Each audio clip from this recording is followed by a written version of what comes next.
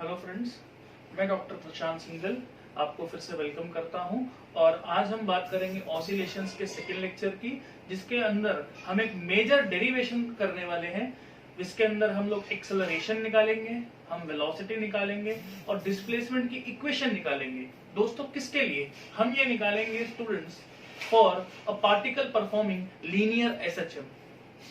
और guys, last time हमने देखा था कि एसएचएम क्या होता है, उसका एक छोटा सा रिवीजन कर लेते हैं। आप ये देखिए, अगर मान लीजिए ये मीन पोजीशन है, ये एक्सट्रीम पोजीशन है और ये भी एक्सट्रीम पोजीशन है, तो इसके ये जो पाथ हम बना रहे हैं, ये जो पाथ आपको दिख रहा है, इस पाथ के ऊपर पार्टिकल इस तरीके से मूव करता है, इस तरीके से वाइब्रेट करता है या ऑसिलेट करता है या एसएचएम परफॉर्म करता है, हम बोल सकते हैं। क्लियर है?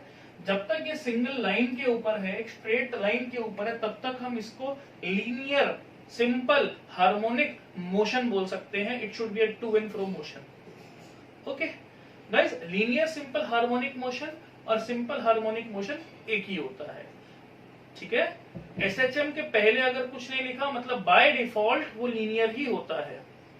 सो गाइस, लास्ट टाइम जो हमने किया था डिफरेंशियल इक्वेशन, उसके आगे का पार्ट स्टार्ट करते हैं। ठीक है? सो ये जो डायग्राम था, मैं इसको यहां पे बना देता हूं। ये एक्सट्रीम है, ये मीन है और ये भी एक्सट्रीम है। ये हमारा पाथ है, यहां से लेके यहां तक, इस मीन से लेके इस एक्सट्रीम तक, या ये मीन से लेके ये एक्सट्रीम तक, इसको हम लोग बोलेंगे एम्पलीट्यूड। ठीक है? अच्छा, और जो पार्टिकल डिस्प्लेसमेंट करता है, जो वेरिएबल डिस्प्लेसमेंट होती है कि मान लो पार्टिकल चलना स्टार्ट किया मीन से, पार्टिकल जस्ट थोड़ा सा आगे चला, यहां तक चला या यहां तक चला, उस डिस्टेंस को या डिस्प्लेसमेंट को हम लोग एक्स बोलेंगे, स्मॉल एक्स। ठीक है? सो गाइस, हम स्टार्ट करते हैं डेरिवेशन। वेरी इंपॉर्टेंट ना, फर्स्ट ऑफ ऑल ये आपके बोर्ड्स में पूछा जाता है। ठीक है? इंपॉर्टेंट फॉर एचएससी, जहां पे ये चैप्टर तुम्हारे 12th में है। इंपॉर्टेंट फॉर सीबीएसई, जहां पे चैप्टर तुम्हारा 11th में है। ठीक है? एंड इवन फॉर आईसीएससी, जहां पे 11th में है। सो गाइस, डेरिवेशन काफी इंपॉर्टेंट है। और डेरिवेशन में जो हमें फॉर्मूलाज मिलेंगे, किसके लिए? तो this is derivation for acceleration. ठीक है? Velocity and displacement for a particle performing SHM और लीनियर एसएचएम। मतलब एक पार्टिकल जो परफॉर्म कर रहा है सिंपल हार्मोनिक मोशन या फिर लीनियर सिंपल हार्मोनिक मोशन। ठीक है गाइस? तो हमें यहाँ पे 3 फिजिकल क्वांटिटीज यानी कि एक्सेलरेशन, वेलोसिटी और डिस्प्लेसमेंट को फाइंड आउट करना है इस चैप्टर के हिसाब से।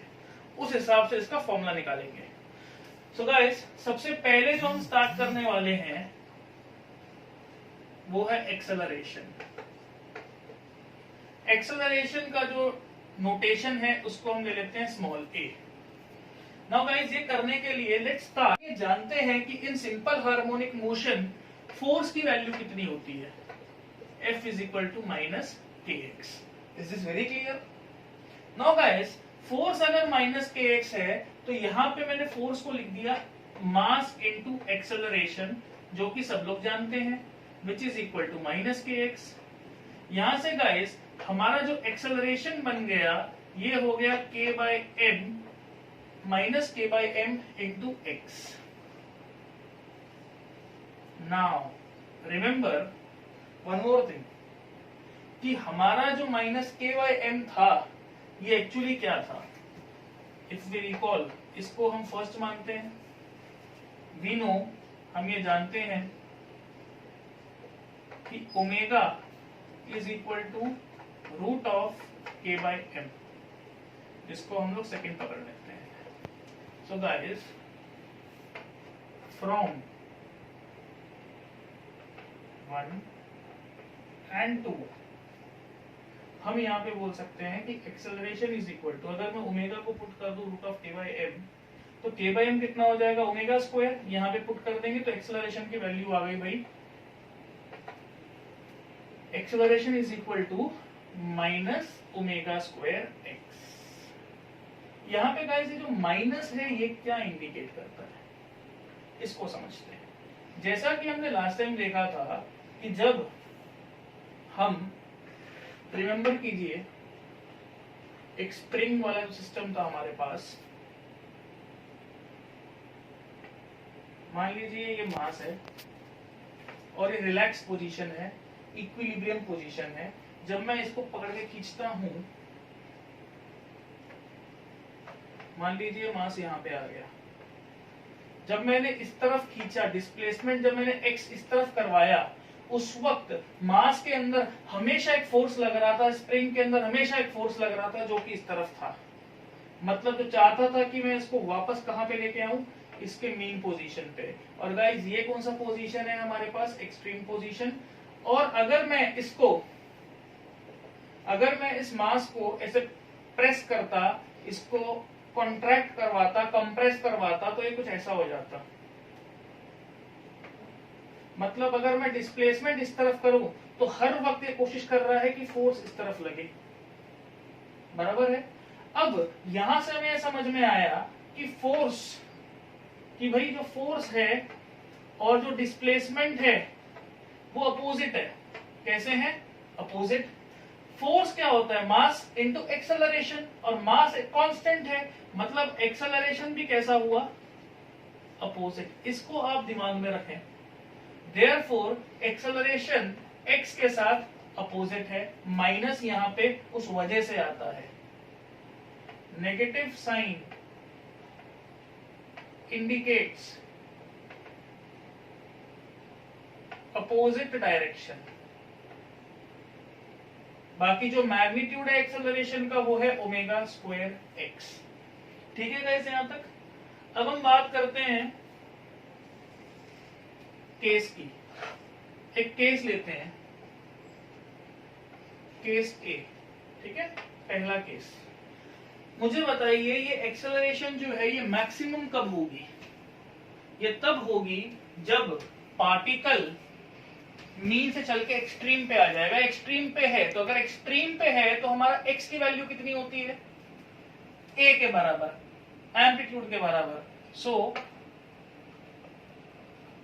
For maximum acceleration x should be equal to a. Therefore acceleration की वैल्यू कितनी आ जाएगी, minus omega square a।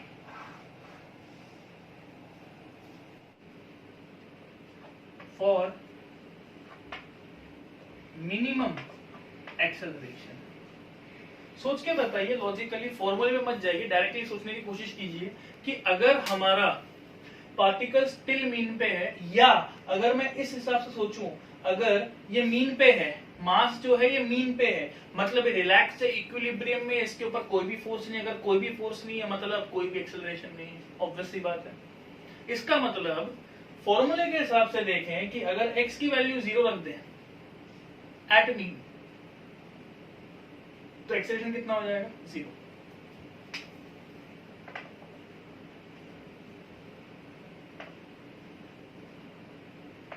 Therefore acceleration will be equal to 0। और गाइस ये जो हमने पूरा सॉल्व किया है, इसके अंदर हमारे एक्सेलरेशन का यूनिट कितना होता है, मीटर पर second square. This is very clear, okay guys. अब हम स्टार्ट करने वाले हैं फॉर वेलोसिटी। तो गाइस हम वेलोसिटी का फॉर्मूला निकालेंगे for a particle performing SHM, ठीक है।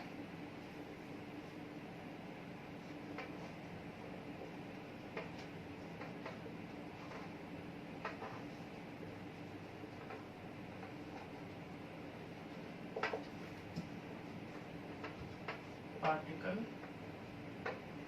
Performing SHM। Now guys, velocity निकालने के लिए हमें यूज करना पड़ेगा एक्सेलरेशन। जैसे हमने फोर्स की मदद से निकाला एक्सेलरेशन, एक्सेलरेशन की मदद से निकालेंगे वेलोसिटी, वेलोसिटी की मदद से निकालेंगे डिस्प्लेसमेंट। ये आप अपने दिमाग में बैठा लीजिए। सो यहाँ पे किस तरीके से हम लोग प्रोसीड करने वाले समझने की कोशिश कीजिएगा। वी नो, हम ये जानते हैं ऑलरेडी कि एक्सेलरेशन का जो फॉर्मूला आया था वो आया था minus omega square x. Guys, acceleration को मैं लिख सकता हूं क्या, v dv by dx। क्या आप ये जानते हैं कि एक्सेलरेशन को वेलोसिटी अपॉन टाइम लिखा जा सकता है, dv by dt लिखा जा सकता है। इसके अलावा मैं इसको v dv by dx भी लिख सकता हूं। सो गाइस, एक्सेलरेशन को मैंने लिख दिया v dv by dx।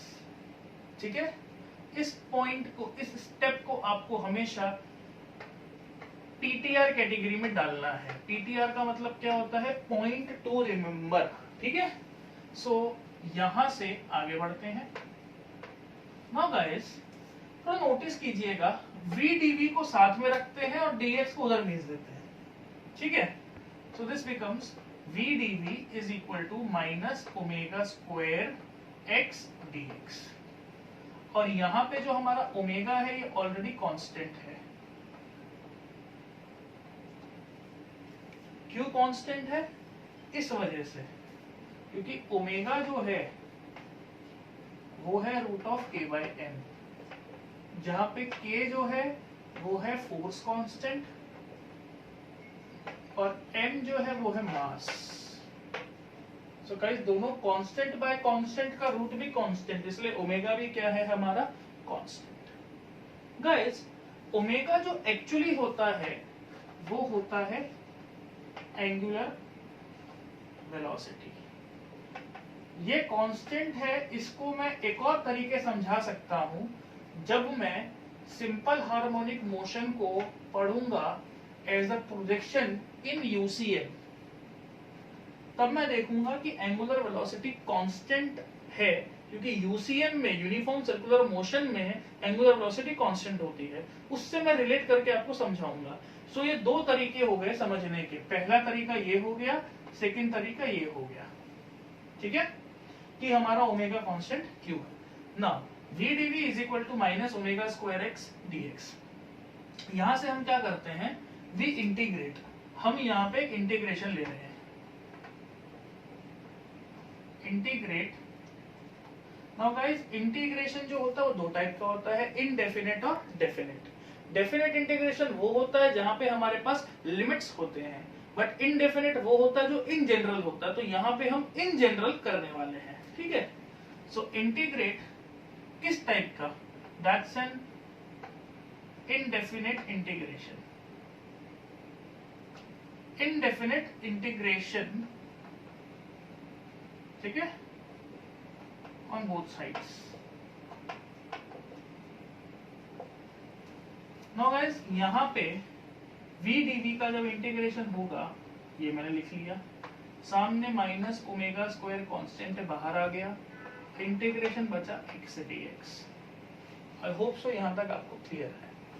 Next step, हम ये जानते हैं कि integration of x raise to n dx का आंसर क्या होता है, x raise to n plus 1 upon n plus 1 plus constant of integration. तो गाइज, अगर ये n की वैल्यू, जैसे कि यहाँ पे v रेज टू 1 है, अगर ये 1 हो जाए तो यहाँ पे आंसर क्या बन जाएगा, x raise to 1 plus 1 upon 1 plus 1। क्या ये बात क्लियर है? तो सिमिलरली यहाँ पे इसका आंसर आएगा v raise to 2 by 2। Okay, is equal to minus omega square तो बाहर है, x का इंटीग्रेशन क्या आ जाएगा, x raise to 2 upon 2। Now guys, imagine कीजिए कि ये वाले इंटीग्रेशन से, इंटीग्रेशन v dv से हमें मिला है कांस्टेंट c1 और इंटीग्रेशन x dx से हमें एक कांस्टेंट मिला c2। हमने क्या किया, दोनों कांस्टेंट को मिला के इस टर्म के अंदर एक कांस्टेंट लिख दिया जिसका नाम हमने रखा इस वक्त c। Is this very clear? तो ये जो इक्वेशन आई है इस वक्त ये c को कंटेन कर रही है, बिकॉज जो हमने इंटीग्रेशन लिया ये इंडेफिनिट है। अब यहां से मैं चाहता हूं कि c की वैल्यू निकालूं। समझने की थोड़ी सी कोशिश कीजिएगा कि सी की वैल्यू हम कैसे निकाल सकते हैं, very very important. Okay, so guys ये इक्वेशन हमारे लिए बड़ी काम की है, ठीक है। इस इक्वेशन को मैं स्टार मार्क कर रहा हूं। अब यहां से मैं ये चाहता हूं कि जनरल इक्वेशन है जिसमें सी कंटेन करता है, इस सी को हम रिमूव करें, तो कैसे कर सकते हैं। यहां पे मैं जो आपको सिखाने वाला हूं ये बहुत ही इंपॉर्टेंट कॉन्सेप्ट है, जिसके अंदर हम एक फ्री फॉल को इमेजिन करेंगे। ये जो मैं आपको सिखाने वाला हूं इसको रिलेट करके आप कहीं पे भी कोई भी यूट्यूब के चैनल पे देख लीजिए, कहीं पे भी देख लीजिए, आपको ऐसा कोई भी इंसान या टीचर नहीं मिलेगा जो ये बात बताता है। इसको थोड़ा फोकस में लाइएगा, समझने की कोशिश कीजिएगा, ठीक है। नाउ गाइस इसकी हमें जरूरत नहीं, मैं रब कर रहा हूं यहाँ पे। थोड़ा समझने की कोशिश करो मैं आपको क्या समझाने की बात कर रहा हूं। मान लीजिए ये मीन पोजीशन है, ये एक्सट्रीम पोजीशन है, ये भी एक्सट्रीम है, ठीक है। हमारा जो पार्टिकल है उसने चलना स्टार्ट किया, हमारे पार्टिकल ने चलना स्टार्ट किया मीन से, ठीक है। जस्ट चला है, तो सोच के बताइए अगर पार्टिकल जस्ट चलता है मीन से, तो इस वक्त मीन पे उसकी वेलोसिटी क्या होगी, आपका आंसर आता है 0, बराबर है। मतलब जब टाइम 0 है, चलना स्टार्ट किया, इनिशियल टाइम है, उस वक्त वेलोसिटी 0 है, हमें लग रहा है। यही प्रॉब्लम आपको आगे फेस करनी पड़ेगी। तो इसलिए मैं आपको हमेशा ये तरीका समझाता हूं कि मान लीजिए ये अर्थ का सरफेस है, ठीक है। थोड़ा रिलेट करने की कोशिश करना। ये जो सरफेस है इसको मैं बोलता हूं मीन, ये है हमारे लिए मीन। मान लीजिए हमने इस सरफेस से एक बॉल को थ्रो किया, ये बॉल पहुंच गई ये एक्सट्रीम तक, ठीक है। और इमेजिन कीजिए कि अर्थ के सरफेस के अंदर जाके एक दूसरी तरफ पे एक्सट्रीम आएगा, ठीक है, जिसको हम नेगेटिव एक्सट्रीम बोल सकते हैं। अब मेजर मुद्दा मुझे समझाने का क्या है यहाँ पे कि जब मैंने बॉल को थ्रो किया, बॉल ऊपर गई, मान लीजिए एक्सट्रीम तक पहुंची, एक हाइट तक पहुंच गई। This is very clear. जब ये उस हाइट तक पहुंची, उस वक्त उस हाइट पे वो एक समय के लिए, एक क्षण के लिए, एक मोमेंट के लिए, एक लम्हे के लिए रुकी होगी। उस लम्हे पे, उस पॉइंट पे, उस क्षण पे मुझे बताइए यहां पे इस क्षण पे इस बॉल की वेलोसिटी क्या होगी, ये होगी 0, बराबर। और जब फिर वो नीचे आएगी तो हम ये जानते हैं कि जिस हाइट पे थी उस हाइट पे उसके पास h आ गया था, mg h आ गया था, पोटेंशियल एनर्जी वाज मैक्सिमम। और रिटर्न आते वक्त वही मीन पे, वही सरफेस पे, वही ग्राउंड पे उसकी जो काइनेटिक एनर्जी होगी 0, बिकॉज काइनेटिक एनर्जी होगी मैक्सिमम, यस और नो, क्योंकि उसकी वेलोसिटी होगी मैक्सिमम। तो गाइस मीन पे वेलोसिटी मैक्सिमम होती है, काइनेटिक एनर्जी मैक्सिमम होती है, एक्सट्रीम पे वेलोसिटी 0 होती है, पोटेंशियल एनर्जी मैक्सिमम होती है, काइनेटिक एनर्जी 0 होती है। ग्राउंड पे वेलोसिटी मैक्सिमम होती है, काइनेटिक एनर्जी मैक्सिमम होती है, पोटेंशियल एनर्जी 0 होती है, बिकॉज हाइट 0 है। और गाइस यही लॉजिक को हम यूज करेंगे हमारे एक्सएचएम में, ठीक है। सो अब मुझे बताइए कि मीन पे वेलोसिटी क्या होगी लॉजिकली, इस कॉन्सेप्ट से वो होगी मीन पे वेलोसिटी मैक्सिमम। एक्सट्रीम पे क्योंकि जब बॉडी यहाँ से इधर तक जाएगी, एक क्षण के लिए रुकेगी, फिर आएगी, जब रुकेगी वो एक्सट्रीम पे रुकेगी, और एक्सट्रीम पे रुकने के बाद उसकी वेलोसिटी कितनी होगी 0। क्या लॉजिक एकदम क्लियर है आप लोगों के लिए, ठीक है। सो हम आगे बढ़ते हैं और समझने की कोशिश करते हैं मैथमेटिकली, ठीक है। तो यहां पे if particle is eight extreme, अगर पार्टिकल एक्सट्रीम पे है x की वैल्यू कितनी हो जाएगी a। देयरफॉर अब मैं क्या कर रहा हूं इसको समझना। वेलोसिटी मेरी क्या रहेगी एक्सट्रीम पे 0। ओके तो ये हो गई 0 square by 2 minus omega square. दोस्तों x का वैल्यू कितना रहेगा, अभी मैंने पुट किया x का वैल्यू होगा a plus c as it is.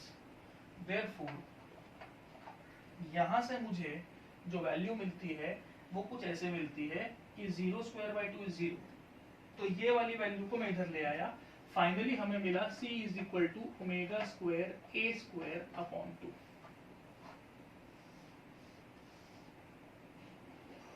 This is very clear. ये जो c की वैल्यू है इसको मैं हैश मार्क कर लेता हूं और हम आगे बढ़ते हैं। So from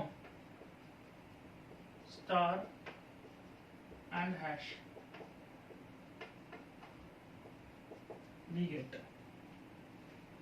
b square by 2 is equal to minus omega square x square by 2 plus c की जगह पे क्या लिख देंगे omega square a square by 2। क्या बात यहाँ पे क्लियर है। इसके बाद हम क्या करते हैं, नीचे के 2 को रिमूव कर देते हैं बिकॉज दोनों में कॉमन निकल के कट जाएगा, और इक्वेशन को मैं ऐसे लिख देता हूँ।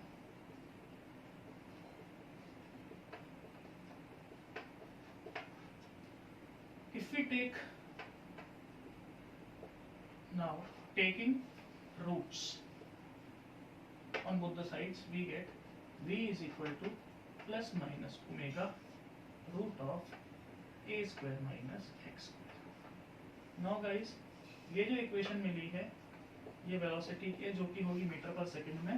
Now guys ये एक इन जनरल इक्वेशन है जहां पे अब पार्टिकल का x यानी कि डिस्प्लेसमेंट को पुट कर दें कि पार्टिकल इस वक्त कहाँ है। एग्जांपल समझाने की कोशिश करता हूं। मीन पे x कितना होता है, मीन पे दोस्तों x होता है 0।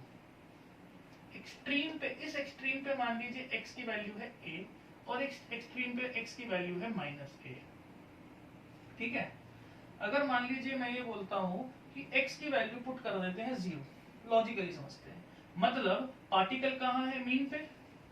अगर पार्टिकल मीन पे है x की वैल्यू 0 पुट कर दी तो हमारा आंसर क्या बना v is equal to plus minus omega root of a square. Root of a square क्या होता है a, मतलब वेलोसिटी की वैल्यू हो गई प्लस माइनस ओमेगा a। ये प्लस माइनस ओमेगा a कुछ दर्शाता है कुछ दिखाता है। अगर बॉडी इस वक्त यहां जा रही है तो प्लस दिखाएगी, अगर बॉडी इस वक्त इस एक्सट्रीम से इस एक्सट्रीम की तरफ जा रही है तो माइनस में दिखाएगी, बट वैल्यू क्या होगी, मैग्नीट्यूड क्या होगा ओमेगा a। क्या ये बात क्लियर है। अच्छा, अगर हमने लॉजिकली समझा था कि एक्सट्रीम पे बॉडी रुकती है मतलब वेलोसिटी 0 होती है, क्या ये इक्वेशन उस चीज को दर्शाती है, दिखाती है, बताती है। अंडरस्टैंड करते हैं। अगर मैं x के अंदर एम्पलीट्यूड मतलब एक्सट्रीम पे अगर बॉडी हो तो a या माइनस a पुट करूंगा। a या माइनस a मैंने अगर यहाँ पुट कर दिया तो माइनस a का स्क्वायर भी a स्क्वायर होता है, a square minus a square 0 हो गया और हमारे पास वेलोसिटी की वैल्यू कितनी आ गई भाई 0। क्या ये बात क्लियर है। तो एक्सट्रीम पे वेलोसिटी 0 है, ये इक्वेशन बताती है। सो ये जो प्लस माइनस है ये डायरेक्शन इंडिकेट करता है जैसे कि मैंने अभी आपको समझाया। और अगर हम केसेस देखें तो पहला जो हम केस देखते हैं केस ए, उसके अंदर हम लोग निकाल रहे हैं वी मैक्सिमम। तो गाइस वी मैक्सिमम कब होता है, वो तब होता है जब हमारी बॉडी कहां पे होती है, एट मीन। एट मीन पे जब x की वैल्यू होती है 0 उस वक्त वेलोसिटी जो मैक्सिमम आएगी वो निकल के आएगी nothing but plus minus omega a। और गाइस अगर मैं बात करता हूं केस 2 की, केस बी की, तो वेलोसिटी मिनिमम कितनी होती है। लॉजिकली बॉल को ऊपर थ्रो किया, जब ऊपर जाके रुकेगी तो एक क्षण के लिए उसकी वेलोसिटी 0 हो जाएगी। सिमिलरली जब पार्टिकल मूव करेगा एक्सट्रीम पे रुकेगा उस समय 0 हो जाएगी। लॉजिकली आपको याद होना चाहिए। मैथमेटिकली देख लेते हैं। Eight extreme x is equal to plus minus a, so v minimum क्या हो जाएगा, प्लस माइनस a को पुट कर दो स्क्वायर हो जाएगा, a square minus a square 0 आ जाएगा। तो answer is 0। Is this very clear guys? Next topic जो है हमारा वो है displacement of a particle. Now guys, displacement होता क्या है वही हमें यहाँ पे निकालना है। तो अब तक जो हम x कंसीडर कर रहे थे, x, ये x की इक्वेशन निकालनी है। समझने वाली बात क्या है कि जो फोर्स था, समझने वाली बात क्या है कि जो फोर्स था वो हमने निकाला, कितना था, माइनस के एक्स, एक्स के टर्म्स में था। एक्सेलरेशन की वैल्यू कितनी आ गई, minus omega square x, x के टर्म्स में था। वेलोसिटी की वैल्यू कितनी आ गई, plus minus omega root of a square minus x square, मतलब ये भी एक्स के टर्म्स में था। अब अगर मुझे एक्स ही निकालना है, मतलब डिस्प्लेसमेंट ही निकालना है, तो मैं किसके टर्म्स में निकालूंगा। Now guys, at this time हम इस डिस्प्लेसमेंट को निकालेंगे टाइम के टर्म्स में, ठीक है। सो अंडरस्टैंड करने की कोशिश कीजिएगा। नाउ हम ये जानते हैं, वी नो, कि भाई जो वेलोसिटी है हमारे पास वो है plus minus omega root of a square minus x square. Is this very clear. Now मैं इस वेलोसिटी को क्या लिख सकता हूं, वेलोसिटी होता है डिस्प्लेसमेंट अपॉन टाइम, यानी कि dx by dt, which will be equal to plus minus omega root of a square minus x square। ठीक है भाई, इसके आगे बढ़ते हैं। नाउ यहाँ पे अगेन जब आपको dx dt ऐसे टर्म्स दिख जाए तो आप समझ लेना कि अगले स्टेप में इंटीग्रेशन आने वाला है। x के साथ, dx के साथ मैं चाहूंगा कि x का टर्म आए, सो हम इसको ऐसे लिख लेते हैं,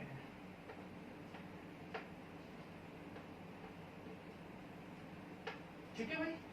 और सामने जो है हमारे पास प्लस माइनस ओमेगा, इसके साथ मैंने इधर दे दिया dt। ये स्टेप बड़ा इंपॉर्टेंट है। अब हम करेंगे इंटीग्रेशन, सो इंटीग्रेटिंग, ठीक है, both the sides.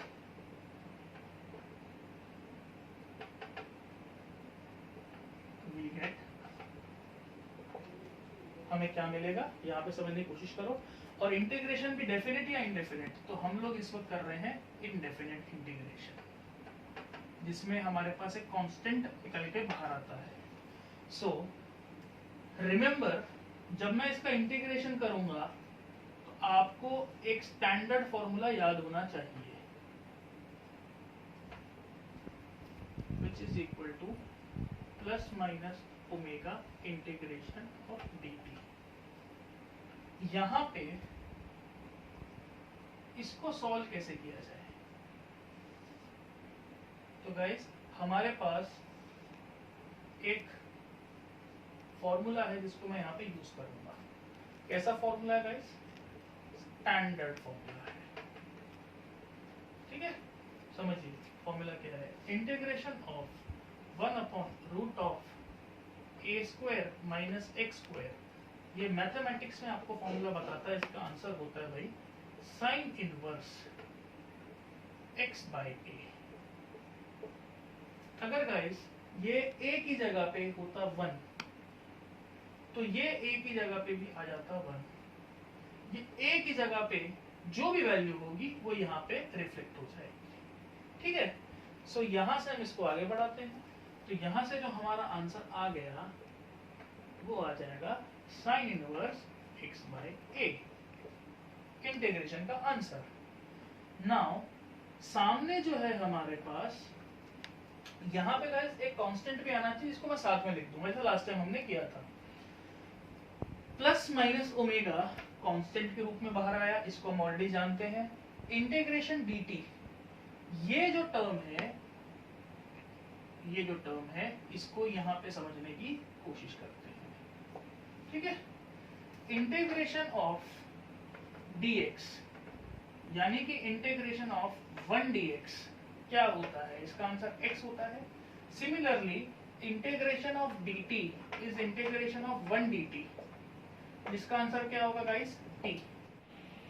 So plus minus omega t plus, guys यहाँ पे हमारे पास क्या आना चाहिए, एक कांस्टेंट आना चाहिए इंटीग्रेशन का। लास्ट टाइम हमने c लिया था, इस वक्त मैं पर्पसली इसको यहाँ पे या तो अल्फा ले सकता हूं और मैं यहां पे इसको फाई ले सकता हूं। ठीक है, मैं इस वक्त यहां पे इसको ले रहा हूं alpha. This is very clear. और ये जो गाइस प्लस माइनस है इनकी कोई जरूरत नहीं है, आप इसको अभी चाहे तो रिमूव कर सकते हो, पहले भी रिमूव कर सकते थे, बिकॉज ये प्लस माइनस खाली क्या इंडिकेट करता है, डायरेक्शन। तो ये प्लस माइनस अगर मान लीजिए यहां से मैंने इसको रिमूव कर दिया, कोई इशू नहीं है। ठीक है, अब यहाँ पे ये जो साइन है मैंने इसको इधर फेंका, जंप करवाया, तो मुझे क्या मिला, x by a is equal to, ये मिल जाता है sine of omega t plus alpha. ठीक है, वेरी इंपॉर्टेंट कैटेगरी। अब यहां से हम आगे क्या करेंगे, जरा देखिएगा। हम ये जानते हैं व्हाट इज ओमेगा टी। इधर नोटिस कीजिए, ओमेगा जो होता है, ओमेगा जो होता है ये होता है theta upon time, displacement, angular displacement upon time. Therefore theta कितना हो गया, ओमेगा टी। मतलब ये जो ओमेगा टी है ये सिर्फ थीटा है। अब यहां से अगर मैं इक्वेशन लिखना चाहूं तो x इज इक्वल टू कितना हो जाएगा, a sine omega t plus alpha. और यही है गाइस हमारी in general equation for a particle performing SHM for displacement in terms of time. This is very clear. हमारा फॉर्मूला आया है x is equal to a sine omega t plus alpha. Let us understand the terminologies involved in this. Okay, so guys जो x है ये होता है displacement. ठीक है, a क्या है, a है एम्पलीट्यूड, मैक्सिमम डिस्प्लेसमेंट जिसको हम लोग बोल सकते हैं। ये है मीन से लेके एक्सट्रीम तक की लेंथ। गाइस ये जो ओमेगा टी है ये क्या है, हम ये जानते हैं कि थीटा होता है ओमेगा टी। कैसे, क्योंकि ओमेगा क्या होता है, एंगुलर डिस्प्लेसमेंट अपॉन टाइम। तो यहां से हमने क्या लिख दिया, थीटा इज ओमेगा टी। अच्छा गाइस ये जो पूरा है, ये जो पूरा टर्म है ओमेगा टी प्लस अल्फा, ये एक एंगल है, साइन के अंदर है ना, ये एक एंगल है, इसको हम लोग बोलेंगे फेस। ठीक है, जो ये अल्फा है इसका क्या नाम रखा जाए, इसको हम लोग बोलते हैं गाइस इपॉक, यानी कि इनिशियल फेस। ओके, ये क्या होता है मैं आपको नेक्स्ट लेक्चर जहां पे हम लोग पढ़ेंगे SHM एज UCM वहां पे आपको बताऊंगा। ओके, अब एक ऐसा टर्म जिसको समझना जरूरी है वो है कि अगर मैं ये साइन के साथ, मतलब इस पूरे टर्म को अगर पिक्चर में लूं, ओके, मतलब sine of omega t plus alpha, इसको क्या बोला जाए, तो गाइस इसको बोला जाएगा आर्ग्यूमेंट। आज जो हमने पढ़ा गाइस वो है सिंपल हार्मोनिक मोशन में जो पार्टिकल है वो जब परफॉर्म करता है SHM तो उसकी different equations for force, acceleration, velocity and displacement, ये चारों चीजों को हमने निकाला, यहाँ पे सॉल्व किया, जिसके अंदर फोर्स हम पहले से जानते ही थे। Is this clear guys? So guys, this is Prashant Singhal signing off. Peace off.